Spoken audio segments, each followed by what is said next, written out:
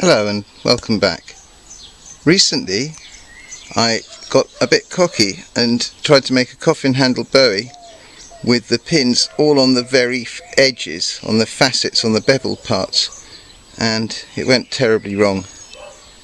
I was mortified. I rushed to redeem myself in my own eyes by making this. I didn't record the process, I posted no video, I just made the knife and was very pleased to see that once I'd reverted to putting my pins on the flat, everything came out fine. Incidentally, the big bowie knife uses teak, whereas this is sapele, an African hardwood. For some reason I decided to continue, or perhaps even finish, my recent obsession with coffin handled knives by making a dagger. I never usually make daggers because you never get to use them for anything, but I decided to do this, and it has an interesting guard scenario because the guard goes on from the other end. This thick slab of steel once did something important on a construction site, but now it's about to know glory as the guard for this dagger.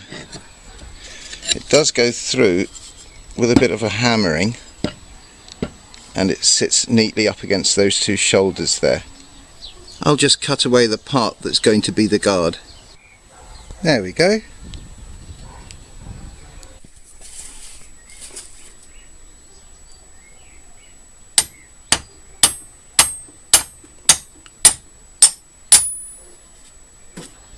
Time to start shaping it.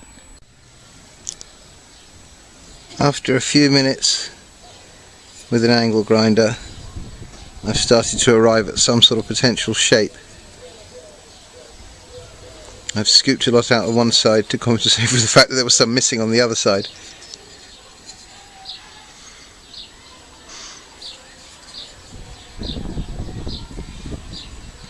More to be done. In this shot you can see how the shape of the guard was defined by the fact that I cut it a bit too far this way, and that left a bit of a dip there, and I decided to do something similar on the other side, and so we've got this dog bone. I made one mistake. That gouge there, made while I was separating things and my little handheld grinder slipped. At least it's on this side. As you can see, I've also drilled the tang to take the pins. This is useful when shaping the blade because I can screw it down more easily. With the knife screwed firmly down, I can start to define the cross-sectional shape of the blade.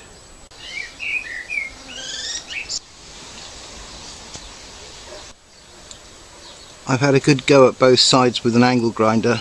I think it's probably time to unscrew it and go over to a file. This is a cheap Amazon knife sharpening kit. The stones that come with it are rubbish, but it's fairly easy to duplicate their backing plate. So I did that and replaced the stones with a file, and that's what I'm using. It's not ideal. This machine, this setup is very flimsy. You can't really go for it, but it does work if you're gentle.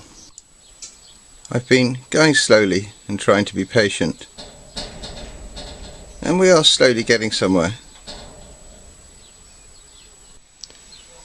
I'm using this poor little jig properly now with a stone on it to add something of a cutting edge.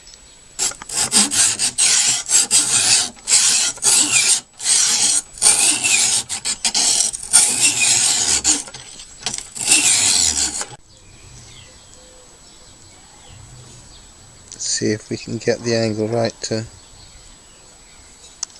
there. So that's something that knife jig actually achieved. It achieved 4 of those. Let's see, there you go.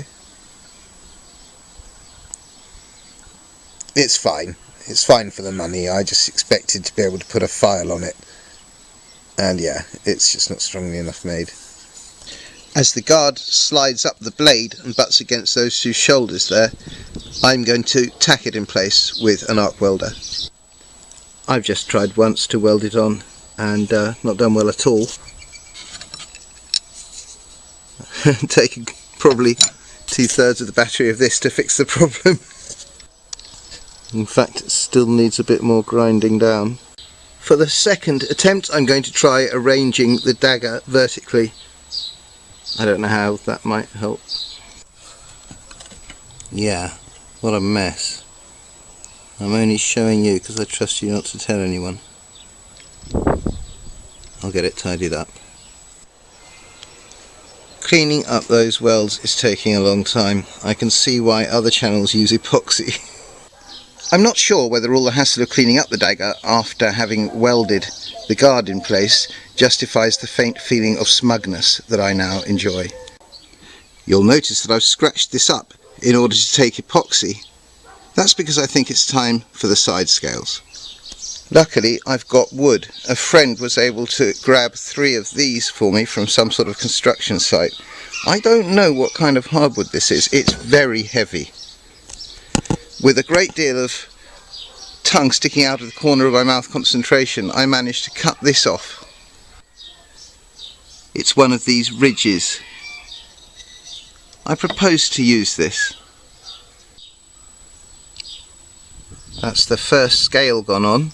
I used the good factory face against the steel and my rather crude face exposed because that's going to be sanded down anyway.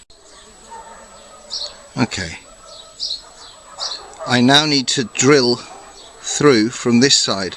The reason most people don't like to do it this way is the risk of burst through. That's awful. So to stop the back bursting out, I'm going to press this hard against another piece of timber and drill straight through everything. Thankfully that went well. Now I can turn it over, glue the other scale on, turn it back over and drill down through these holes.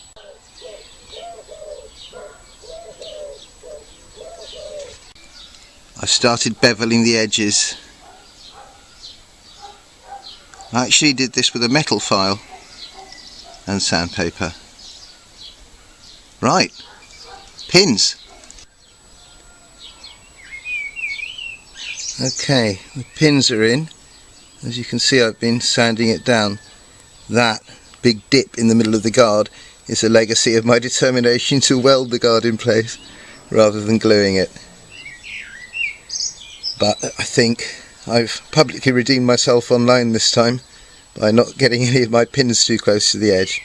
Now what I'm dying to do is to treat this wood with teak oil. Incidentally, I know what wood this is. Last night I left the room in which I'd been working for a couple of hours, came back in, and as soon as I smelt the sawdust in the air, I knew that this was walnut. So some big corporate office had a new laminated walnut floor, threw a few leftover blocks of walnut in a skip. A kind friend rescued them and gave them to me, and as a result this coffin handled dagger now exists.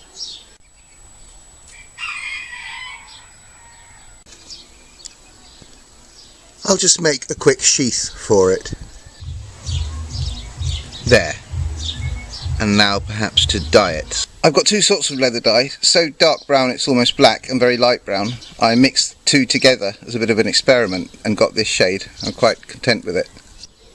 The knife and the sheath are finished. Well, I hope you enjoyed this.